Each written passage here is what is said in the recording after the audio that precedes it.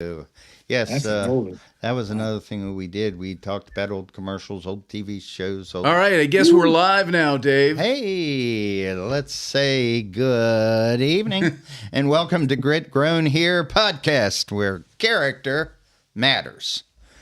Our crew tonight is me, David from Annapolis, Maryland. I'm sitting next to my buddy Rob Benson from Pasadena. Jim and his wife is missing, but Jim is in Chambersburg, Pennsylvania. And we've got Gordon and Jess here that will be celebrating their anniversary next week. Yay. So we want to say happy Cinco de Mayo to them before we get back together. Yes, happy anniversary Happy Cinco. to you. Happy anniversary to you. Okay, so Okay. we're going to start our discussion tonight about stepping up, growing up. And so for a starter, is there something that can be said about character growing in the middle of the mess? I think I forgot a segment, didn't I? That's probably because Because you scrolled a little too by. fast. So we're going to put that on hold for just a second, and we're going to do our grit growing anything goofy, unusual happenings during the week. So if you've got something to share with us, I am ready to hear it. All right. What do you cool. got there, Mr. For me, World Traveler? it would be, yes, World Traveler, San Antonio. I think for me, it would be something I'm grateful for. Okay. It's not on there. But It's I'm well, just but, doing you know, what Jim it's- did last week. It's unusual, so we're it's going to call it. unusual. Oh, yeah. Yes, being grateful. Very, very much. It's unusual gratitude. So, visiting San Antonio and seeing relatives I hadn't seen in 20 years was very good, particularly the ones that were like teenagers last time I saw them, and now they're like into their 30s, beginning of their 40s, and just seeing how they've grown and just sitting around and reminiscing about their memories from their childhood. Because my mom and dad, my family, when they lived up here in Maryland, my family was involved with them. Mm-hmm. And we were really close. And then they moved down to San Antonio, and of course, distance. Distance. Right. And then people growing and doing life, and everybody's on their, doing their thing, if you will. So it was nice catching up and reconnecting with them and just seeing how they've grown and how they've changed. And they're good people. That was very encouraging. Good to hear it. Yeah. But the difference I think today versus when the Stone Age when you were growing Yes. up, the difference is we now have all this connectivity through the internet or telephones and things like that. So I'm thinking that for my children who are in their 30s, they've had a chance to stay in contact a little bit better with their friends, and so I'm grateful for that, because I get to hear stuff about cousins that, gosh, I haven't seen for a lot of years. Right. Yeah. There's nothing like that face to face, like you were talking about a couple minutes ago. Yep. When you sit down with somebody you hadn't seen for a long time, even if it's, 20, 30 years, especially if you were close connection, you had a close connection, it's almost like you pick up where you left off. Yeah, and so that kind of relates right into my happy space for this past weekend. A friend came up and stayed 5 days with us. He was a childhood friend, literally over at the house every day when we were young. And definitely as we got into older teenage years, we got ourselves into whatever trouble we could think Yes, of. yes, of course. Yes. But I mean, we were laughing and joking, and we just had a marvelous time. And he just said, I was worried about coming up here and spending that much time when we haven't seen each other for any length of time in almost 50 years, because he went into the service and went all around the world, and then he settled in San Antonio where Rob was. And so he comes here and Rob goes there. Yes, that's right. So, but it's like we just left off right where we started. And it was truly wonderful. It was truly, That is truly great. wonderful. So That I'm is thankful great. for that. Making that connection again. Yeah, again and again and Yeah. again. Mr. Gordon, you got anything? Oops, I gotta hit that button. This week has been just one challenge after another. So just building.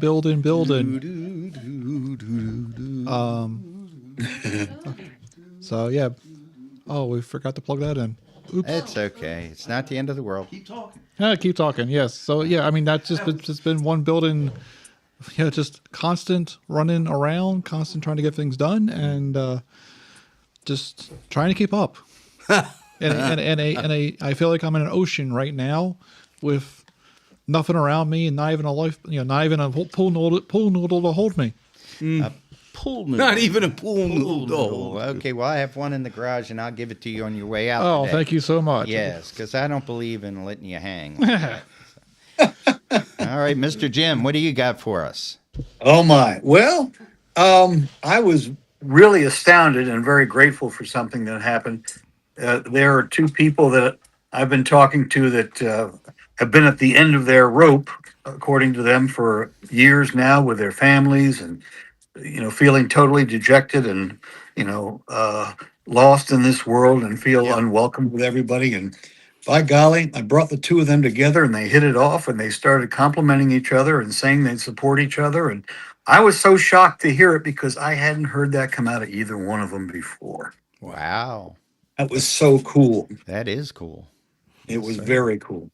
I don't know if it'll stick, but I was so glad to hear it. Well, everything's a beginning, and Yeah. sometimes when a split happens, you can be separated by days, weeks, months, years, decades, and it's kind of refreshing to hear that people get back together. My folks, it runs in the family basically. So my mother would fight with her brothers and sisters, and then wouldn't talk to them for months at a time. And my father's family had a bit of the same thing happening. He was one of 8 children. Yeah. And he had a brother that was going to adopt his daughter because the wife died in childbirth. And a year into it, brother comes down, takes child with him, and escapes Washington, D.C. And it was... they hadn't talked to each other right up until the time my dad died when I was 18. So, Wow. yeah. I think Jess has one to share with us. Oh, did we? Good. Okay, let's have one. It's a positive, uplifting one. She doesn't have the thing. No, I'm working on it. There we go. All right. Can you hear me now? We can hear you now. Okay. Cool. So yeah, I take MTA Mobility, Yes. and when I have my longer trips, that's what I use because then I can't. It's too much. Use-serve costs too much. And yeah, I've been using it a lot the last couple of weeks, and let's just say, There's issues. yeah, there's a lot of issues, and I got stranded up at GBMC on Wednesday. Okay. What's it Because- called? Mobility. No. Mobility. What's it called? GBMC. Greater No. Baltimore Medical Center. No. Mobility. What's the first letters? MTA. What does that stand for? Well, Maryland Transit Authority. There you go. Right there. You just stated the problem. Go ahead. Maryland Continue. Transit Authority. So on Tuesday night, when I came home, there was a supervisor that met them for the contractor. Yeah. that they work with Transdev, and she wanted to come see the street because it's a dead end street and yada yada because they're not supposed to use driveways to turn around in. Right. Which they have been doing for years. Sure. And they have been doing, or they use the little gravel just past my house. Right. Because there was some kind of a lawsuit. And there must have been a more recent lawsuit because That's how policies get made. they're Yeah. they're Yeah, really, that's really right. reinforcing it now. Yes. And so, and I told her Must've that. been a big I'm one. like, I specifically told her that the seatbelts in sedans don't fit me right now. Right. And I just feel claustrophobic in them. Well, what did they send on Wednesday for my trip? A sedan. All right. They're like, and the seatbelt doesn't fit, so I had to wait for a bus. Thankfully, it was only 15 minutes, but coming home was a different story. Right. It was going to take over an hour for a bus to come Okay. because they sent a sedan Right. again. Yeah. And so it's like, okay, trying to walk through that and be like, okay, get it on my record to send a bus. I know they don't want to turn around and then drive. Sure. But we will sign, Gordon will sign a paper saying, oh, it's okay to turn around in the driveway. We're not going to blame you. Right. Right. Right. And it That was just doesn't work. Really frustrating because, having to go through that, because I've had to go through this hurdle before. Uh-huh. And I have to go through it all over again. So what are you growing out of that? I don't know, maybe some patience? Okay. Okay. And, Yeah. It's. Yeah. It's hard. It's like, it's frustrating. Yeah. Because it's like, oh, I got to go through this whole thing again and be like, okay. Yes, and that depending on other people and then expectations. Yes. Yeah, and it's like they Right. changed it up on me, and I'm like, usually they give me a bus, and I said I need a bus, and even said it under my notes, and yeah. Yeah. Yeah. Well, Well, that's called government at work. yes. Yeah, they Just have- because there's notes doesn't mean somebody's reading them. Yes, that's absolutely. We like to have our paper trail, right, in our paperwork. Right? That will save us. Yes. But, It'll show up in court. Paper never yes, saves. exactly. Show up in court. I'm sure in the Bureau of Prisons there weren't a lot of policies put in place over stupid stuff, huh, Jim? Oh, well, the one that really pushed me to retire was when they said psychologists were responsible for every inmate's emotional well-being. Oh Yeah. my! Well, I mean, you need safe spaces, and you need That- places, where they can get their teddy bears and their chocolate milk and cookies. But wait a second. That was written in policy by some high-heeled Yes. woman who'd never been in prison in her life and didn't know Yes, anything but about the situation. You should have offered to change that for her Absolutely. and thrown her in a Absolutely. jail and let her see what the. Let's see how you can practically carry this out. Maybe Yeah. have her do your job and see what it feels like to have to carry a impossible weight. Well, with thousands of inmates that you get with a 40-man turnover every week, and you're supposed to know everything about them? Right. I Right. don't think so. Yeah, I think maybe. What year did you retire? 2009, it just got worse. 2009? Yeah, I think the social and emotional learning model that has entered into our schools had entered into the prison system also, it sounds like. Yeah. Oh, boy, it's bad. Huh? It's Yeah. bad, man. Yeah, yeah. But wait a second, though. Did I hear you right earlier when you said you were responsible for their emotional well-being? Correct. The title of psychologist. What the? Yeah. It is a what the. It is- I mean, where's the I didn't responsibility know on you their picked side? up a stutter, man. What's up with that? No, just joking. Well, How- Gordon, you how- see, it's a victim world now. Oh, it's Yes. a victim. Oh, it's a victim Yes, world. Yes. Yeah. Oh, And they are the I'm victims. behind. Yes. They're the victims, and we're the That explains perpetrators. everything. That's good. Yes, I heard the New York mayor Mondami talking about how the reason that his city is in debt is because they're not getting enough money from the state. The state yes. needs to Definitely. step up and supplement so they can run their city properly. So There you that's go. needs- How about they get their act together? What? You're a radical. He did Oh, say I'm a radical. he did say he was trying to balance the budget. Yeah, try harder. Do or do not. There is no try. Yeah, thank you very much. So you're That actually sounds like saying, a soundbite. Yes. yeah, you're actually trying to say that the city is saying that the state should step up, excuse me. Yes. So that the city can grow up. Yes, exactly. I right. see. They're the That's- victim in this I situation. understand. Oh, yeah. Instead of you stepping up by yourself and growing. No, up no, by no. yourself. They're a victim of circumstance. yes. And no. But he wanted the job. Well. Who was the in charge table- before him? The table was already set. And who was in charge before him? I think. Yes, it was- exactly. Yeah, We yeah. know the problem. Well, how about they get the milk bottle out of their mouth? Well, he could just issue a fatwa, and then it would all be taken care of. There Yeah, you go. Yeah, and we'll. You see. better stop cussing at me like that, man. Yeah, Anyway, cool. So So, how do you step up in life? How do do you? you grow up Right. in life when you don't believe you're the problem? you're screwed. Well, yeah. Yeah. Well, right there is a problem right there because, just like we talked about a couple minutes ago, with this whole victim mentality thing, right? Yeah. And, to me, it seems like America has gone to a place where, nothing's ever my fault, even though it is my fault, but I'm going to sue you. Yes.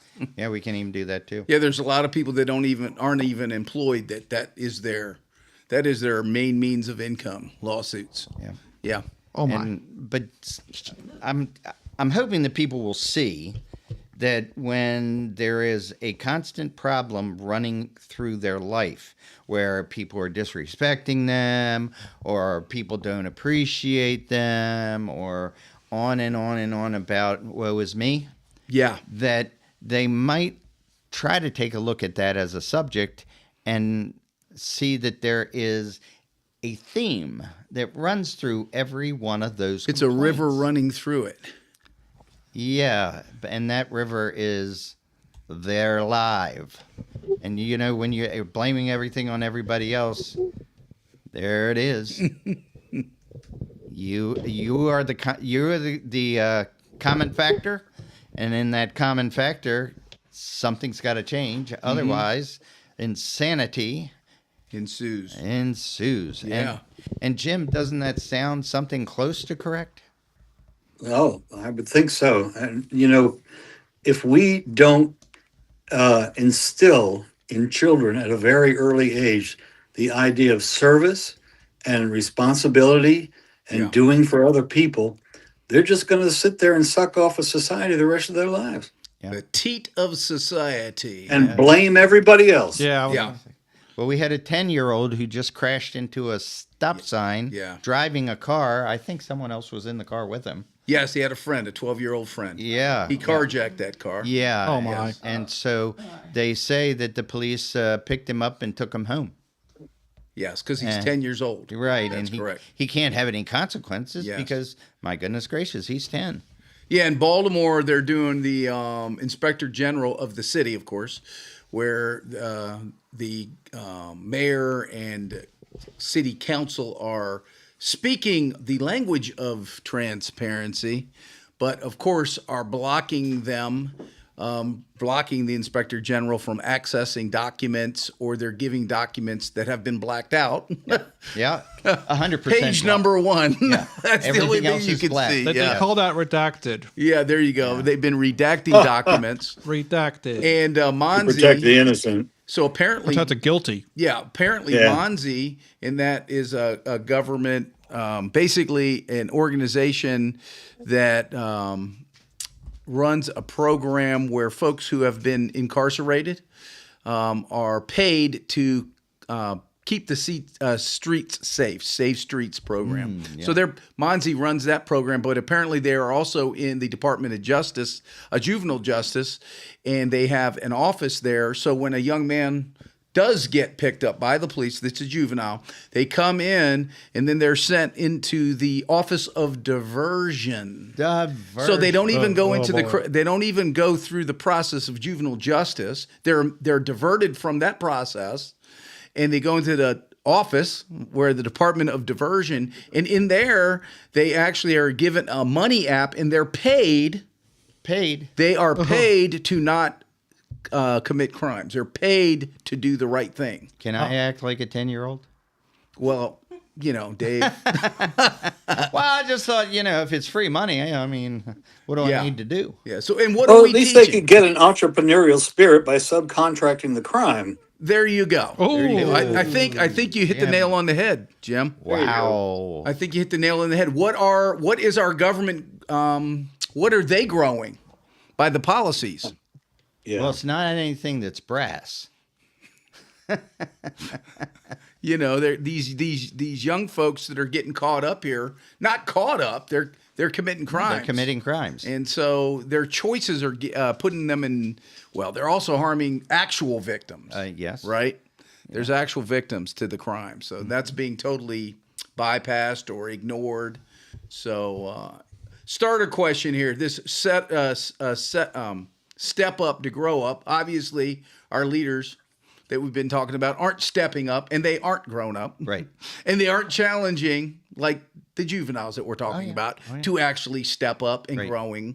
grow up, because they're letting them literally victimize.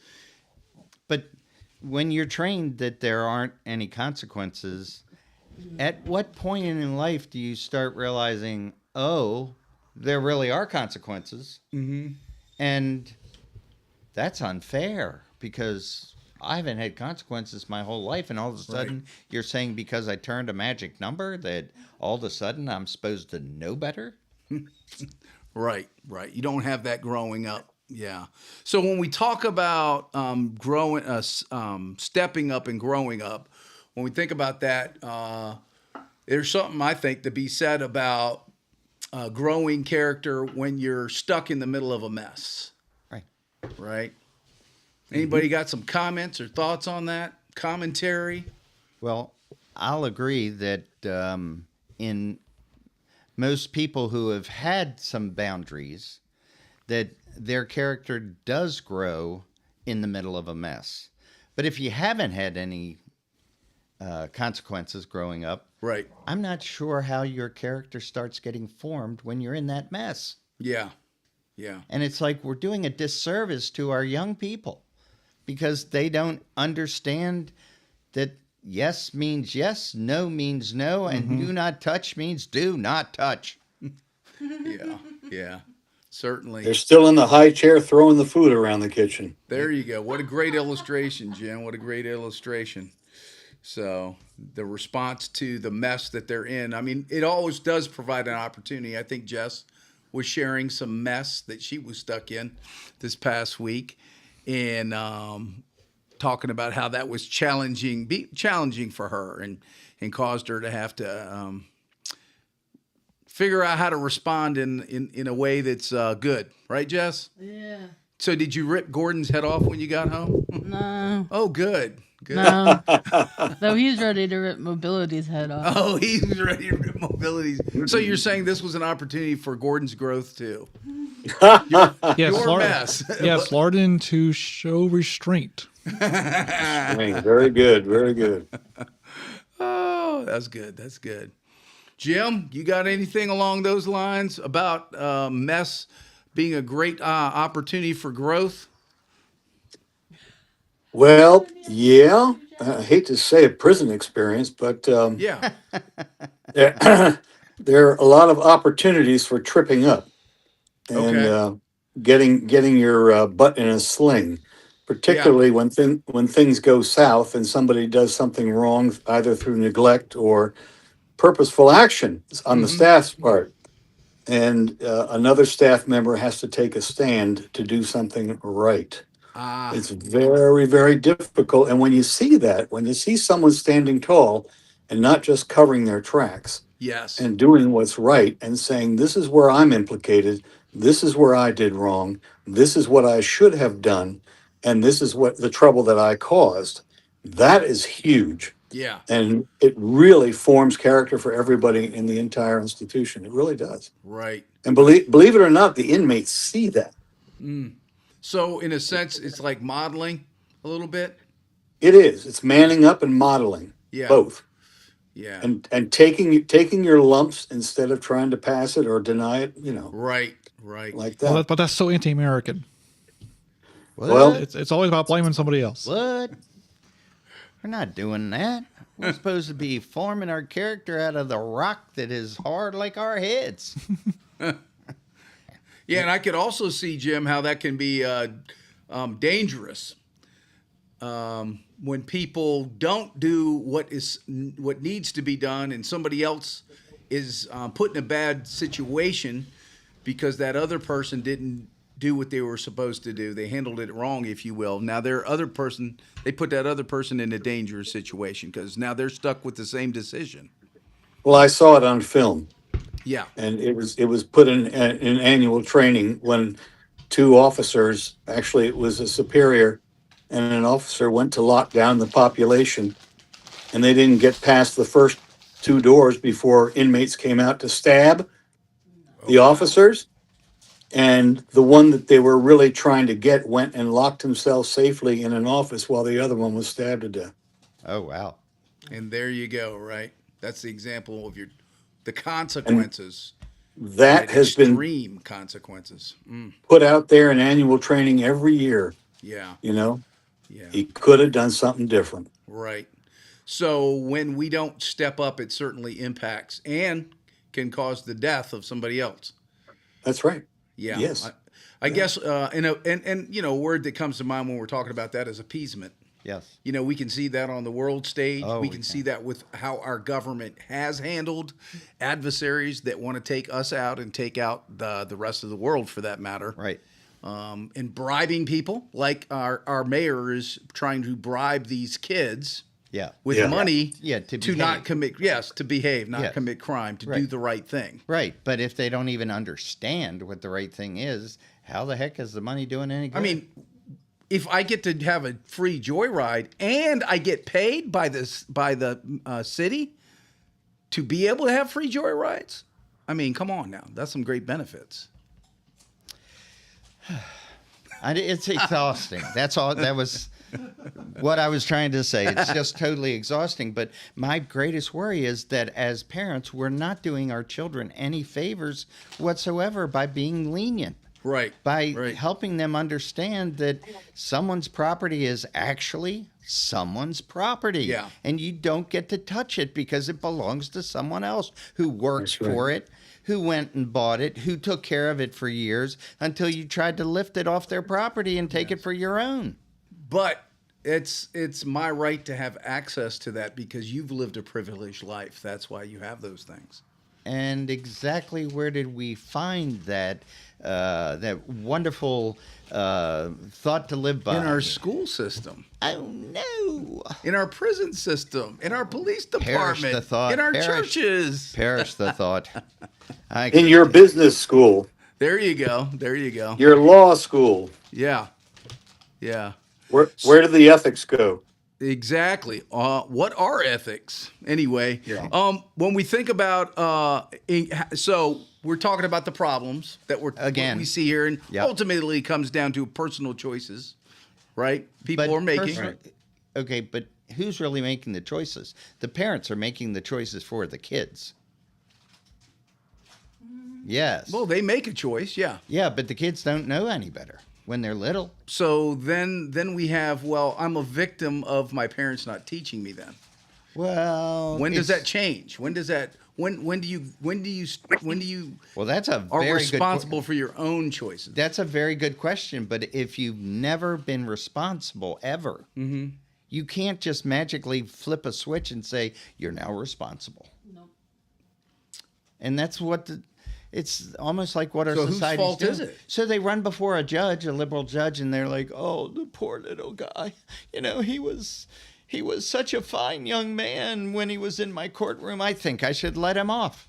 Sure. And so But they remember, had a lady. the parents didn't teach him, so it's okay. Well, that's basically what the judge is saying, Sure. and I'm saying, nope. Exactly. Where do we draw the line? But so when we talk about building character, ultimately character is built in darkness or in tension or in stress or in situations where we're not comfortable. And so, but we have to make some choices to engage something, because I think Jim nailed it when he was talking about that training video that was shown. That was a live video, a real video where somebody was murdered because they were abandoned and left essentially to die by one of their so-called comrade in arms who was supposed to be there. Yeah, to help defend them. Yes, and also ultimately protect. They're there to protect the inmates also, right, Jim? That's right. Yeah. And you know how the Bureau of Prisons handled that? No. They promoted the one that locked himself in the office. And there you go. Well, the other one they couldn't very well promote. True that. So this now what we want to really do is we want to move away from pointing our finger at other people, right? Yes. And we want to talk about taking ownership and how taking ownership or responsibility for your actions or your inactions or what you say or what you don't say taking responsibility for that ultimately pushes you in a place of development and growth.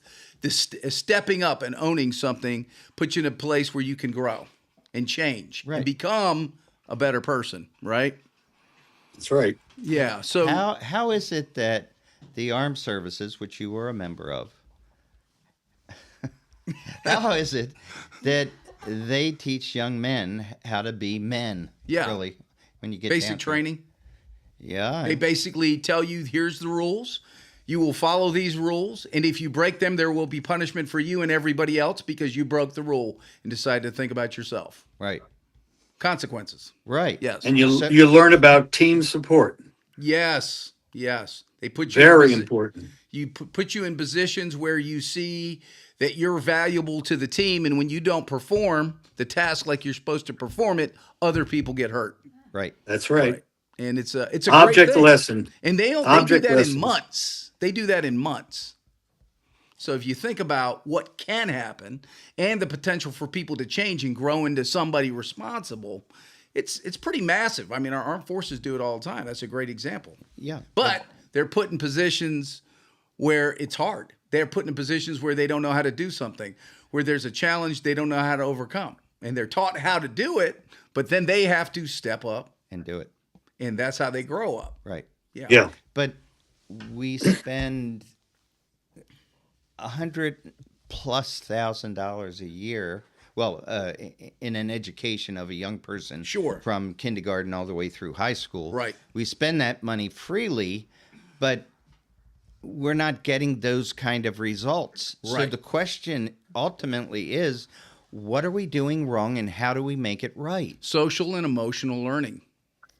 Well, they've got the emotional learning down real good, don't they? Oh, I need a safe space. Do you know how that SEL works, Rob? Tell me, man. I'm You, glad you, you're you piping probably in. do. There's one model where they come in and evaluate, an outside group comes in and evaluates all the students in a given class.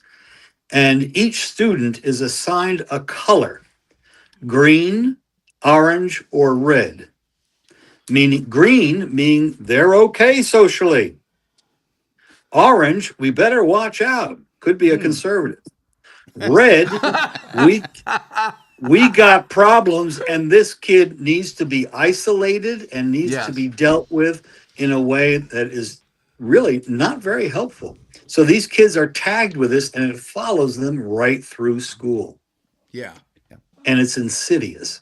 It's It, insidious. So it's essentially labeling somebody based on some guy or woman who's highly trained in this. highly, Yes. yeah. And they It's, get it's paid. like having a social score from the time you start school. Oh, wow. Oh, wow. No, I didn't know that, Jim. Thank you Yes, for it's true. giving It's me the true. details, because I started reading a book a couple days ago, and they were talking about how the social emotional learning has had its impact, right? They didn't really go into the details like you just did, so I do appreciate that. They didn't, but they did talk about the impact that it's had on the kids and, therefore our culture. Yeah. Yeah, that's good. But I mean, you spend $240,000 educating a child from really even kindergarten up till they graduate from high school, and they're not prepared for the world that they're going to face when they get out there, the real world, Right. And not they're prepared for some kind of anarchy that, if they indicate that they're unhappy loud enough, then everybody should be listening Right. to them instead of trying to convince people with their ideas, their thoughts, and their way to put an argument together. Yeah, yeah. But I think the model of learning that we have, I remember taking my first English class in college. Oh my Lord, Yeah. I want to use a not a nice word right now, but that's what happened. It was a rough class for me, but I needed that class and I needed that teacher because she didn't let me get away Yeah. with anything Right. that I'd gotten away with for 12 years. Right. Before I got to college. When I got there, she basically was like, drew a line in the sand, you ain't going no further. Yeah. When you leave my class, you will be able to do. Yes. Yeah. You'll be able to write a paper and a sentence which is terrible. An actual sentence. You mean Which complete it's- with the period and all? Yes. Oh, yes, wow. Yes. And Rob, I hard. ran into the same thing exactly. yeah. They nailed me in freshman English. And Yes. I'd gotten nothing but straight A's in English all my life.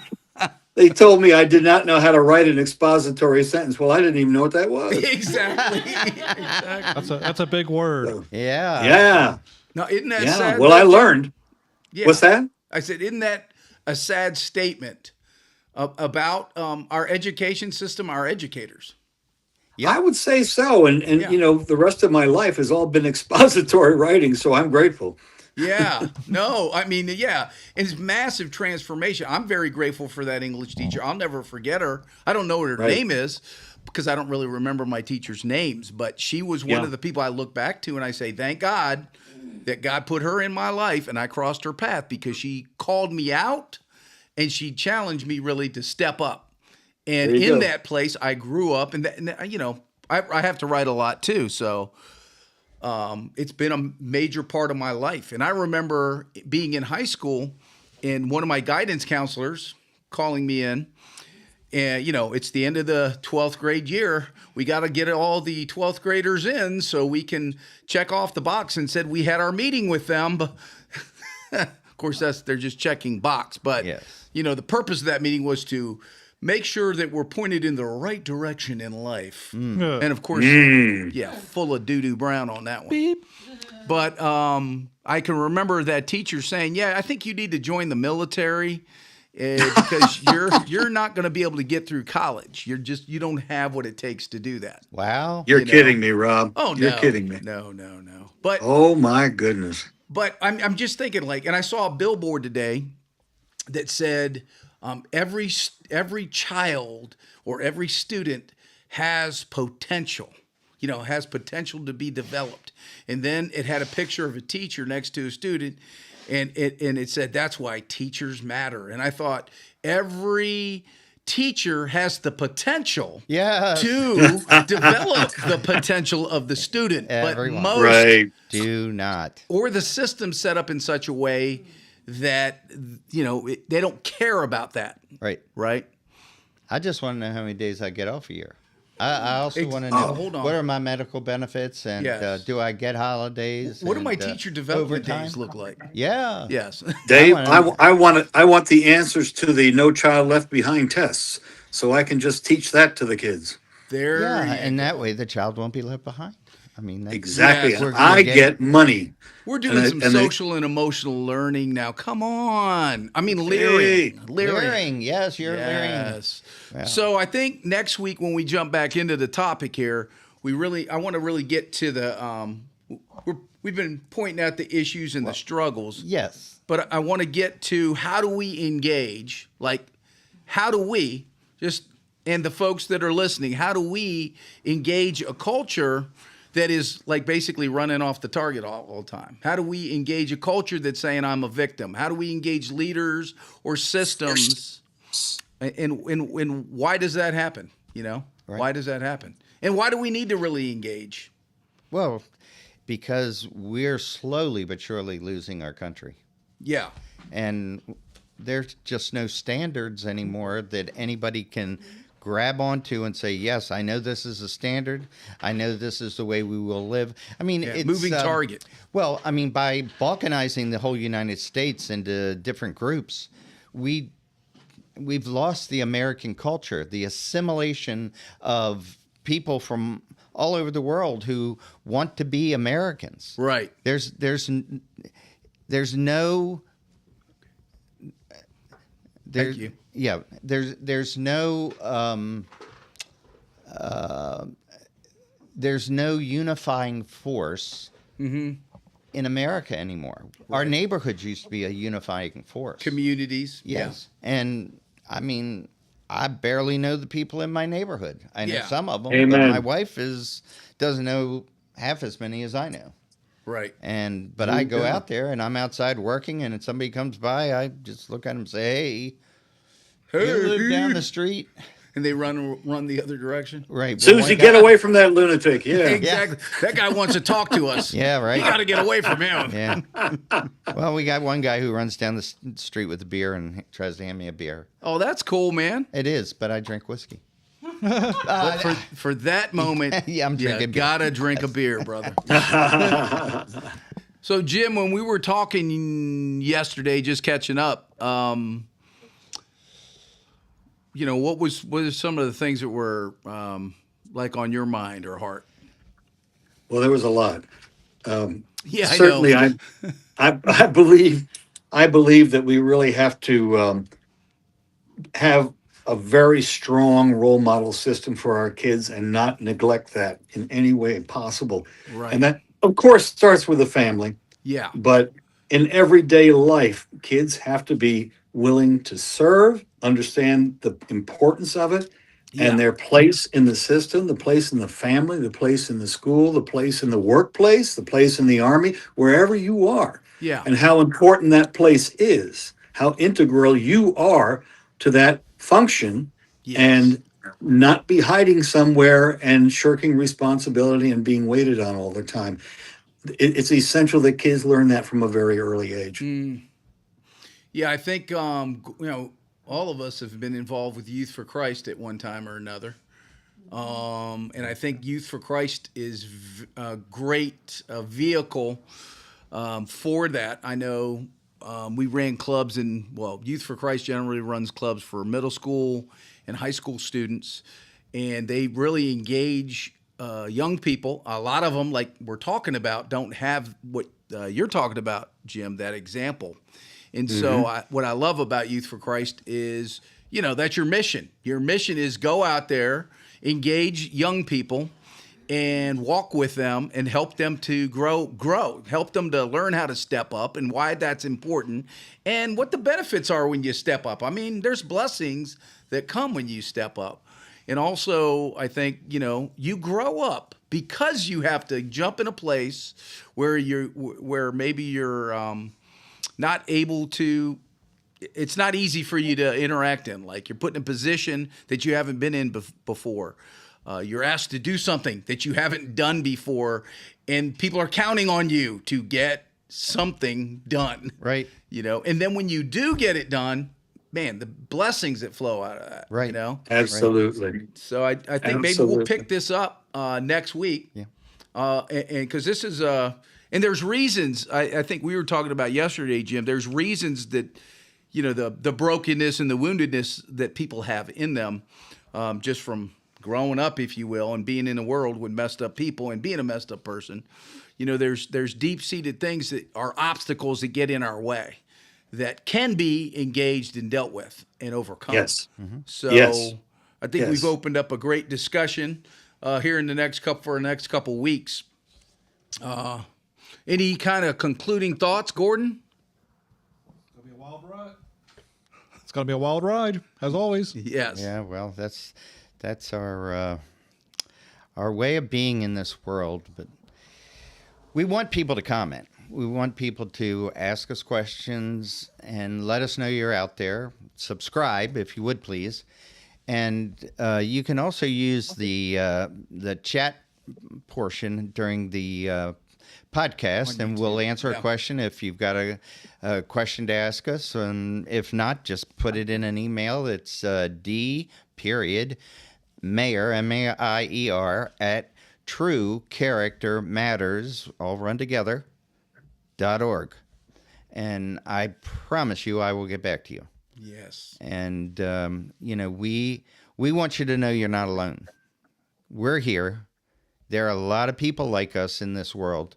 Yeah. And getting connected is more important than you can believe. Absolutely. And for us, doing a podcast and starting a podcast at the Yeah.